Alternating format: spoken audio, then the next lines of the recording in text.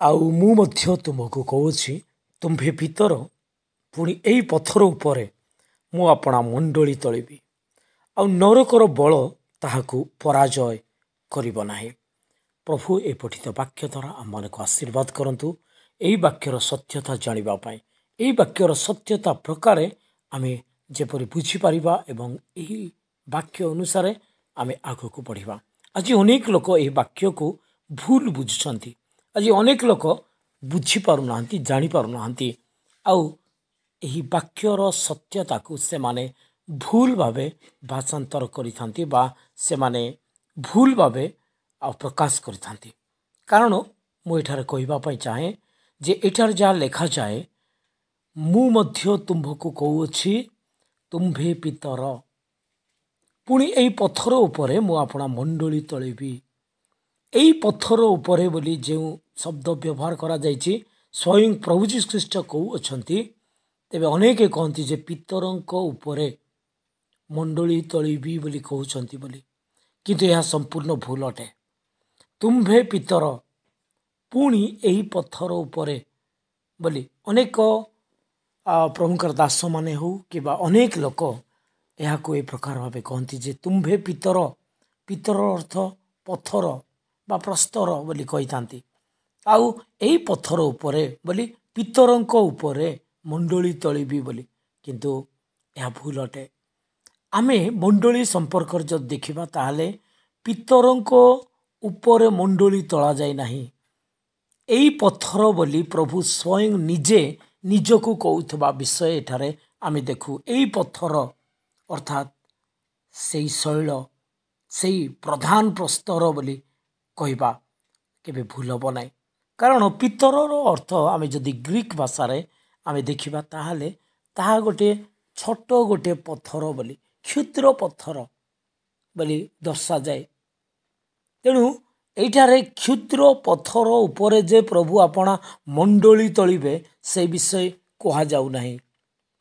ଯଦ୍ୟପି ଏଠାରେ ମଣ୍ଡଳୀ ସମ୍ପର୍କରେ କୁହାଯାଇଛି ପ୍ରଥମ ଥର କରି ନୂତନ ନିୟମରେ, କିନ୍ତୁ ଆମେ ଦେଖୁଅଛୁ ଯେ ମୁଁ ଆପଣା ମଣ୍ଡଳୀ ତଳିବି ବୋଲି ଯେତେବେଳେ କହିଛନ୍ତି, ଏହି ପଥର ଉପରେ ସେ ସ୍ୱୟଂ ନିଜକୁ କହୁଥିବା ବିଷୟ ଆମେ ବୁଝିବା। କାରଣ ପ୍ରଭୁ ଯୀଶୁ ଖ୍ରୀଷ୍ଟ ମଣ୍ଡଳୀର କଣର ପ୍ରଧାନ ପ୍ରସ୍ତର ଅଟେ, ଆଉ ପ୍ରଭୁ ଯୀଶୁ ଖ୍ରୀଷ୍ଟ ଅଟନ୍ତି ସେଇ ପଥର। ପ୍ରଭୁ ଯୀଶୁ ଖ୍ରୀଷ୍ଟ ଅଟନ୍ତି କଣର ପ୍ରଧାନ ପ୍ରସ୍ତର। ତେଣୁ ଆମେ ସେହି ପ୍ରକାର ବୁଝିବାର ଅଛି। ମଣ୍ଡଳୀ ପ୍ରେରିତ ଏବଂ ଭାବବାଦୀ ମାନଙ୍କର ଭିତ୍ତିମୂଳ ଉପରେ ନିର୍ମିତ ହୋଇଅଛି ବୋଲି ଆମେ ପ୍ରଭୁଙ୍କର ବାକ୍ୟରେ ଦେଖୁ। ଆଉ ମଣ୍ଡଳୀ ଖ୍ରୀଷ୍ଟ ଯୀଶୁଙ୍କ ସେ ନିଜେ ଖ୍ରୀଷ୍ଟ ଯୀଶୁ ସ୍ୱୟଂ ସେଥିର କଣର ପ୍ରଧାନ ପ୍ରସ୍ତର ଅଟନ୍ତି। ଏଫେସୀୟ 2:20 ପଦ ଯଦି ଦେଖିବା, ସେଠାରେ ଲେଖାଯାଏ, ତୁମ୍ଭେମାନେ ପ୍ରେରିତ ଓ ଭାବବାଦୀ ମାନଙ୍କର ଭିତ୍ତିମୂଳ ଉପରେ ନିର୍ମିତ ହୋଇଅଛ, ଖ୍ରୀଷ୍ଟ ଯୀଶୁ ସ୍ୱୟଂ ସେଥିର କଣର ପ୍ରଧାନ ପ୍ରସ୍ତର। ଦେଖନ୍ତୁ ଏଠାରେ ଲେଖାଯାଇଛି, ଖ୍ରୀଷ୍ଟ ଯୀଶୁ ସ୍ୱୟଂ ସେ ନିଜେ ସେଇ ଭିତ୍ତିମୂଳର ପ୍ରଧାନ ପ୍ରସ୍ତର। ତେଣୁ ଭିତ୍ତିମୂଳ ନିର୍ମିତ ହୋଇଛି କେଉଁ ଉପରେ? ଆମେ ଦେଖୁ ଯେ ପ୍ରେରିତ ଆଉ ଭାବବାଦୀ ମାନଙ୍କର ଭିତ୍ତିମୂଳ ଉପରେ ନିର୍ମିତ ହୋଇଅଛି।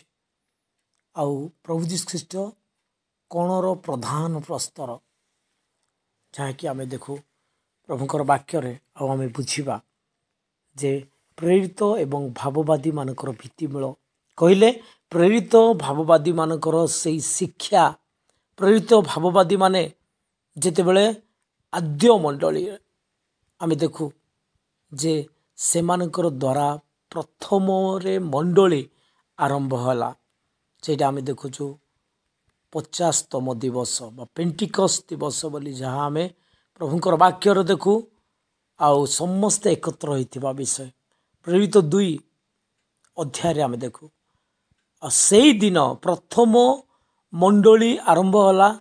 ସେଇଦିନ 300 ଲୋକ ବାପ୍ତିଜିତ ହୋଇଥିଲେ, ଆଉ ସେମାନେ ମଣ୍ଡଳୀ ସହିତ ସଂଯୁକ୍ତ ହେଲେ ବୋଲି ପ୍ରଭୁଙ୍କର ବାକ୍ୟରେ ଦେଖୁ।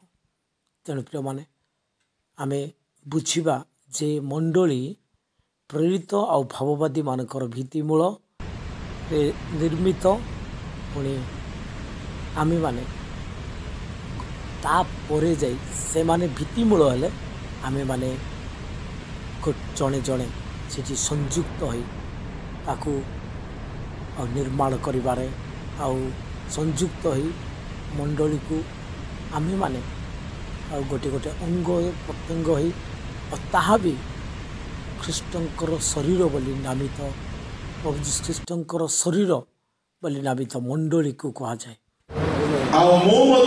तुम्हको कहूची तुम्हे पितर पुणी एही पत्थर उपरे मु आपणा मंडली तोड़िबी आउ नरकर बल ताहाको पराजय करिब नाही किंतु एही शास्त्रांशरे मंडली को एक गृह भाव उपमा दि जाए मंडली अनेक उपमा दि जाए मंडली को अनेक विषय सहित तुलना करा जाइछि ताहांक शरीर रूप मंडली सती कन्या न्याय मंडली आउ किंतु एठारे मंडली को एक कंस्ट्रक्टेड बिल्डिंग भावरे प्रभु कहवाक चाहूँगी आउ से कहू कहू यही प्रकार कहले एही पत्थर उपरे मु आपणा मंडली तोड़िबी तामाने प्रभु यीशु ख्रीष्ट स्वयं से मंडली को तोड़िबे निर्माण करिबे आउ सेहिपाई गृह निर्माण समय जे प्रकार पत्थर भित्तिमूल उपरे गृह निर्माण होता है प्रभु से प्रकार एक पत्थर कथा को से कहउछंती नूतन नियम रे अनेक भित्तिमूल संबंध आम देखा पाई पारो माथ्यू 7 अध्याय 25 पदरे एक भित्तिमूल अछि जो माने ताहांको वाक्य शुणंती पालन करंती से माने पत्थर उपरे गृह निर्माण करे ताहा व्यक्तिगत जीवनर भित्तिमूलर कथा अछि प्रथम कोरिन्थ रे 3 अध्याय 11 पदरे गोटे भित्तिमूल तार जदि 9 10 11 12 को आमे माने पढ़िबा तुम्हे माने ईश्वरंको गृह आओ सेही गृहर भित्तिमूलर कथा से कहउछंती ख्रीष्ट तहिर भित्तिमूल जड़े ख्रीष्ट विश्वासी जेतेबेले ईश्वरंको गृह होई जाए जड़े विश्वासी जीवन रे प्रभु यीशु ख्रीष्ट भित्तिमूल भाव में रहिबा आवश्यक अटे पुणी जिहुदा 2:20 पदरे अति पवित्र विश्वास उपरे जीवन रूप गृह निर्माण कर एक विश्वासी जीवन रे अनेक प्रकार भित्तिमूल द्वारा स्थापित हेबार उपमा दिया जाइछि एवं ताहा अति रहस्यपूर्ण विषय सकल अटे किंतु प्रिय ईश्वर लोक माने जेतेबेले मंडली को परमेश्वर निर्माण करंती ताहा एक गृह भाव में सेतेबेले से दृष्टांत देउछंती ताहार मध्य किछि संरचना रहिअछि। एई पत्थर कोन अटे आमने देखिबा एफिसियो 2 अध्याय 20 पद। तुम्ही माने प्रेरित ओ भाववादी मानकर भित्तिमूल उपरे निर्मित होइछ, ख्रीष्ट यीशु स्वयं सेथिर कोणर प्रधान प्रस्तर। एठारे मंडली जदि एक गृह भावरे परमेश्वर तुलना करी कहउछंती, पुरा काल रे गृह निर्माण बेलकू प्रथम रे गोटिए पत्थर को कोण रे स्थापन करा जाउथिला। तामाने मंडली रो कोणर प्रधान प्रस्तर प्रभु यीशु ख्रीष्ट अटंती। तद उपरे प्रेरित एवं भाववादी माने जो माने मंडली रो भित्तिमूल अटंती। मो आउ थरे कहि देबा पई चाहे, गोटिए व्यक्तिगत ख्रिस्टियान जीवन जदि गोटिए गृह,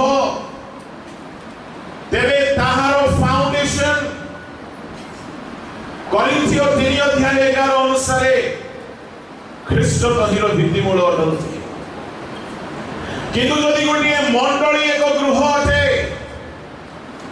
तेबे मंडली रूपक गृहर प्रथम स्थान अर्थात कोणरे पकासिबा प्रधान प्रस्तर आमको प्रभु यीशु ख्रीष्ट अटंती।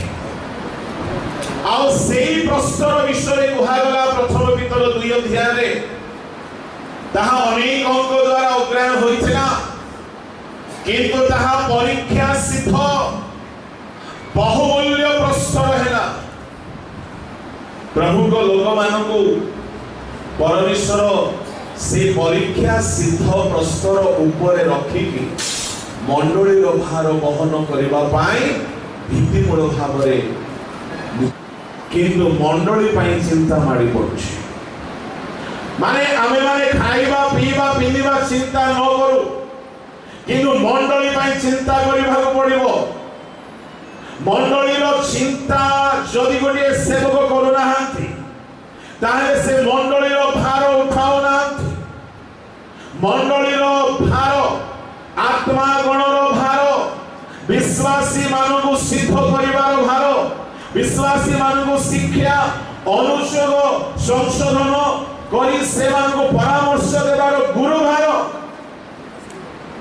परमेश्वर ताहांक प्रेरित भाववादी ताहांक दास मानक ठारे समर्पण करिसथि। एनो जे मानकु परमेश्वर भित्तिमूल भावरे स्थापन करिसथि, से माने नितांत तार भार बहन करुछथि। भित्तिमूलर एक लक्षण ताहा भितरे थाए, बाहरे देखा जाए नाही। आउ भित्तिमूल तले कणस्थ प्रस्तर उपरे निर्मित हेबो उपर भाग, एहा एकत्र संलग्न होइकि रहिबा दरकार। ता माने विश्वासी गण पालक एवं ईश्वरक सहित संपूर्ण भावरे एक मना होई बंचिबा आवश्यक अटे। ताहा होछि मंडलीर एक निदर्शन। ईश्वरक लोक माने यार परवर्ती कथा टिके गुरुतर कथा को ताहा टिके कहबा पई चाहे। पत्थर उपरे मु आपण मंडली तोळिबी, आ परमेश्वर आपण मंडली तोड़िबा काम पत्थर ऊपर ही कले।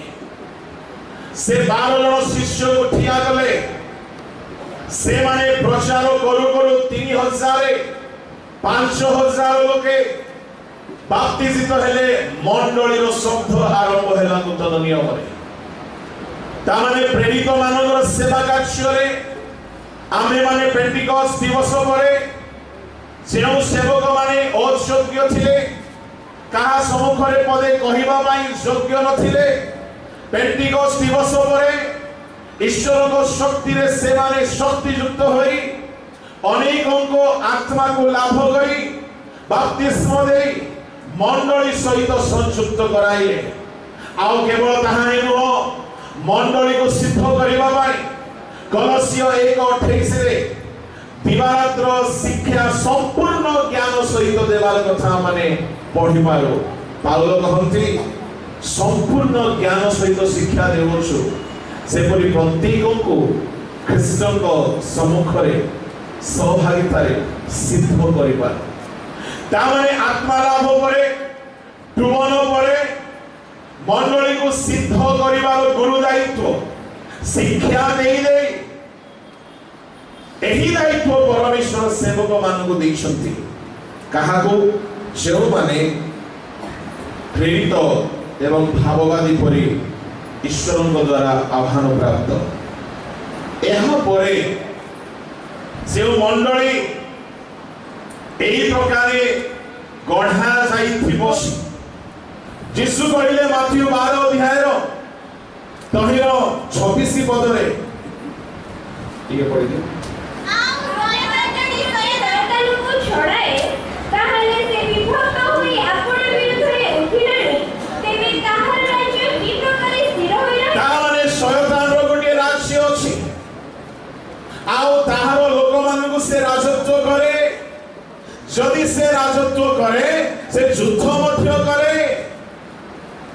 एणु प्रिय ईश्वर लोक माने एणु नरकर बल बोली कहिबार अर्थ सरल भाव रे जदि आमे बुझिबा को चाहिबा नरकर फाटकरे से रहि अछि शयतान से ताहार साम्राज्यर से राजा अटे जेतु सेही अवरोहित होइथिला पाताल पर्यंत आउ से मंडल विरुद्ध रे युद्ध आरंभ करिछि। ख्रीष्टन सहित युद्ध कला मंडली सहित भी से युद्ध करूछि। एणु पाउल कहिले शेषरे भाई माने ईश्वर को शक्ति रे बलवान हो जेपरि तार चातुरी विरुद्ध रे दंडायमान होई पारो। ता माने जदि से राजा ही बसिछि से युद्ध करिबा पई बसिछि ख्रीष्टन राज्य रो लोक मान को भ्रांत करिबा तार गोटी अस्त्र अटे। तार अनेक अस्त्र मध्य रे रंग डॉक्ट्रिन गोटी अस्त्र अटे। लोक मान को पाप रे पकाइबा गोटी अस्त्र अटे। लोक मान को विपथ गामी कराइबा गोटी अस्त्र अटे। जेतु से फाटक रे बसी नीरव रहि नाय से निजर बल प्रयोग करिबा पई चाहिबो मंडली उपरे परित्राण प्राप्त दुबित पवित्र आत्मा प्राप्त सेवक मानक सहित सुसंयुक्त सुखचित आत्मा और शक्ति रे परिपूर्ण पवित्रता विश्वास रे सिद्ध एही प्रकार मंडली बढ़ी उठिबा दरकार। मंडली रे प्रति समय आत्मा लाभ हेउथिबा दरकार। प्रियश्वर को लोक माने एही प्रकार सती कन्या न्याय एक मंडली हेउ जहा विरुद्ध रे शैतान युद्ध करिबा को चेष्टा करिवो किंतु से पारिबो नाही। अर्थात से मंडली शैतानर चातुरी विरुद्ध रे ठिया ही पारुछि सेही मंडली को से नेबा पई आसुछथि। मंडली एते सचेतन हो जे शैतानर कौनसी बल आमको केबे हेले पराजय न करू। प्रभु ए वाक्य रे मन को आशीर्वाद करो। प्रार्थना करो। स्वर्गस्थ पिता तुम वाक्य संक्षिप्त भाव रे अध्ययन करबा पई हमको सुयोग देयछ। एथि पई म तुमको धन्यवाद देउछि। अवशिष्ट सेवा रे तुम्हार आशीर्वाद उपस्थिति आम मान को लभा तुम ठारे समर्पित होई प्रार्थना यीशु नाम रे